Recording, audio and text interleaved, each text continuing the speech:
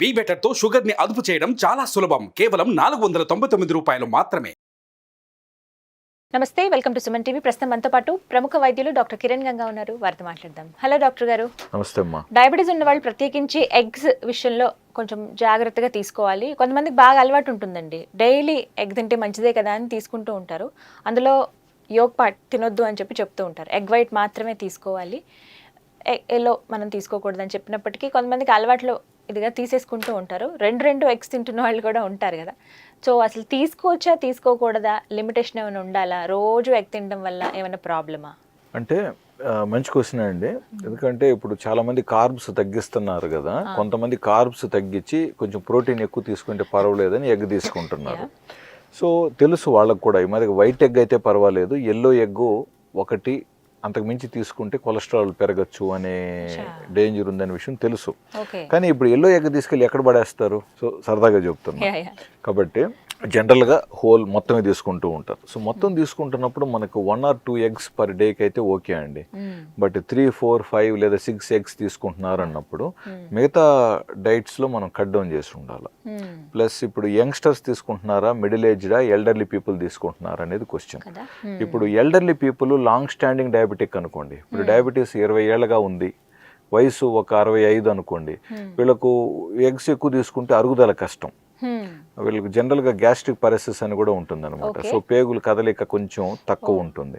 So ఇటువంటి వాళ్ళు protein ఎక్కువ తీసుకున్నా, మాంసం ఎక్కువ తీసుకున్నా త్వరగా అరగదు. ఇవన్నీ మళ్ళీ వేరే సమస్యలకు ఇస్తాయి. కాబట్టి వీళ్ళకి ఎంతవరకైనా తేలిగ్గా అరిగే ఆహారాలే కావాలి.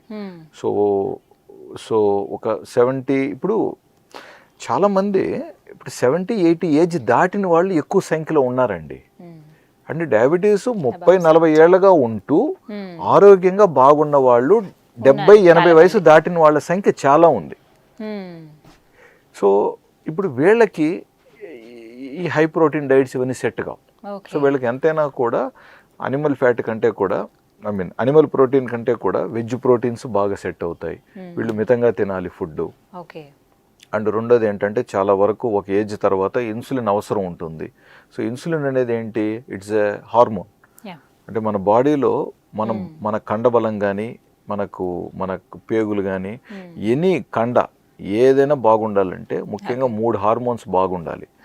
గ్రోత్ హార్మోన్, సెక్షువల్ హార్మోన్స్, తర్వాత ఇన్సులిన్ హార్మోన్. ఇవన్నీ ఏజ్ పెరిగే కొద్దీ తగ్గిపోయేటివే. ఏది గ్రోత్ హార్మోన్ తగ్గిపోతుంది, ఈ సెక్షువల్ హార్మోన్స్ తగ్గిపోతాయి. ఇంకా మిగిలింది మనకు బాగుండటానికి మన కండబలం బాగా చూసేది ఇన్సులినే. సో ఇప్పుడు షుగర్ లేని వాళ్ళలో, ఆరోగ్యంగా ఉన్న వాళ్ళలో గతంలో కూడా పెద్దవాళ్ళు 100 ఏళ్ళ వరకు బతికారు, 110 ఏళ్ళ వరకు బతికారు అంటారు చూసారా, వీళ్ళకి అందరికీ ఇది బాగుండటం వల్లనే, ఇన్సులిన్ బాగుండటం వల్లనే. ఇప్పుడు ఎవరికైతే ఇది లోపం ఉందో వీళ్ళకి మనం కరెక్షన్స్ ఇవ్వాలి. ఇన్సులిన్ లేకుండా షుగర్స్ చాలా బాగా కంట్రోల్లో ఉంటే చాలా సంతోషం. బట్ కొంచెం మందులు వాడినప్పటికీ, రకరకాల డైట్లు పాటించినప్పటికీ, లేదా గుడ్లు తీసుకున్నప్పటికీ కూడా షుగర్ కానీ 200 లోపు రావట్లేదు, మళ్ళీ 300కే వెళుతున్నప్పుడు ఇన్సులిన్ లోపం. సో కొంతమంది పేషెంట్స్ ఉంటారు, ఒక్క గుడ్డు తిన్నా కూడా అరగదు వాళ్ళకి, ఇంకా అసలు అవునండి పడదంటారు. పడని వాళ్ళకి అది వద్దు. సో ఇప్పుడు నేను ఇప్పుడు 2 గుడ్లు తింటే మంచిది అన్నాను కాబట్టి ఇప్పుడు పోయి వీళ్ళు ఈ గుడ్లు తిని అనవసరంగా అనారోగ్యం పాలు కాకండి. మీకు గుడ్లు పడవా, వద్దు, ఇబ్బందే లేదు, మీకు ఏది కంఫర్టబుల్ అది తీసుకోండి. మనం మాట్లాడుతున్నది ఎవరికైతే గుడ్లు కంఫర్టబుల్, అరుగుదల కూడా బాగుంది అనుకుంటున్నారో వీళ్ళు ఎక్కువ గుడ్లు తీసుకున్నట్లయితే కొంతమందిలో కొలెస్ట్రాల్ పెరిగే ఛాన్సెస్ ఉంటాయి. సో కొలెస్ట్రాల్ పెరిగినప్పుడు కొంతమందికి హెచ్డిఎల్ కూడా పెరుగుతుంది. సో హెచ్డిఎల్ గుడ్ కొలెస్ట్రాల్ పెరిగింది కదా అని బ్యాడ్ కొలెస్ట్రాల్ కూడా పెంచడం కరెక్ట్ కాదు కదా. సో కాబట్టి ఎంతవరకు తీసుకోవచ్చు, అంటే ఎన్ని ఎగ్స్ తీసుకోవచ్చు? జనరల్గా 1 or 2 eggs ఈజ్ గుడ్ అండి, మనం ఏం అనట్లేదు. అండ్ రెండోది కొంతమంది చెప్పచ్చు ఏమని, సార్ మనం ఇది వరకు ఎక్కువ గుడ్లు కూడా తిన్నారు కదనేసి. అప్పట్లో ఇప్పుడు న్యాచురల్గా ఒక కోడి గుడ్లు పెడితే దాని పోషక విలువలు వేరే, ప్లస్ మీకు అది డైజెషన్ కూడా కొంచెం టైం పడుతుంది.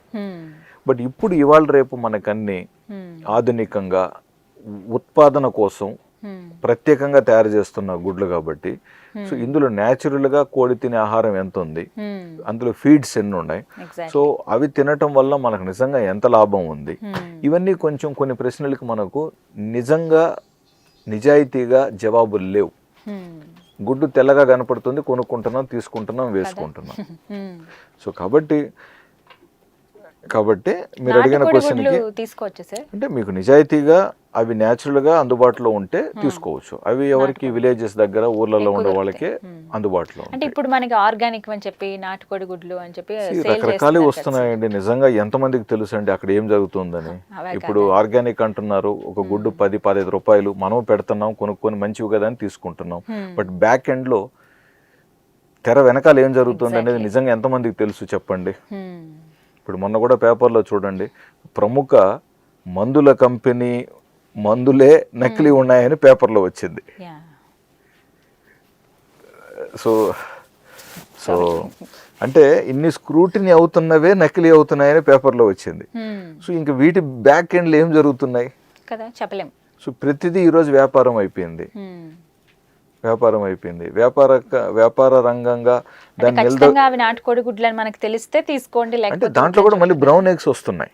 ఉన్నాయి sir. So brown eggs again దాని వెనకాల ఏంటి సైన్స్ అనేది నేను అందులో స్పెషలిస్ట్ కాదు కాబట్టి నాకు ఎగ్జాక్ట్ గా బ్రౌన్ ఎలాగ వస్తుంది. సో మనం బ్రౌన్ గా కనపడితే మంచి గుడ్లు అనుకుంటాం, ఎందుకంటే అన్ని తెల్లగా ఉన్నాయి కాబట్టి ఇది బ్రౌన్ కాబట్టి బెటర్ అనుకుంటాం.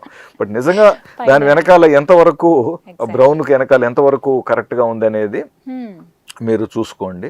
సో మంచి ఫార్మ్స్, నిజాయితీ గల కొన్ని ఫార్మ్స్ నిజంగా ఉన్నాయండి. సో అవి మీకు అందుబాటులో ఉన్నాయా, మీ ఉన్న ఏరియాలో ఎలాంటి గుడ్లు దొరుకుతున్నాయో కూడా చూసుకోండి. మీకు ఒకవేళ నాటుకోడి గుడ్లకు మీకు యాక్సెస్ ఉంటే డెఫినెట్గా ఒక 10 నిమిషాలు టైం వేస్ట్ అయినా పర్వాలేదు, అలాంటి మంచి గుడ్లే తీసుకోవటానికి ప్లాన్ చేయండి. సో మంచి గుడ్లు, మంచి పాలు మనకు చాలా అవసరం అండి.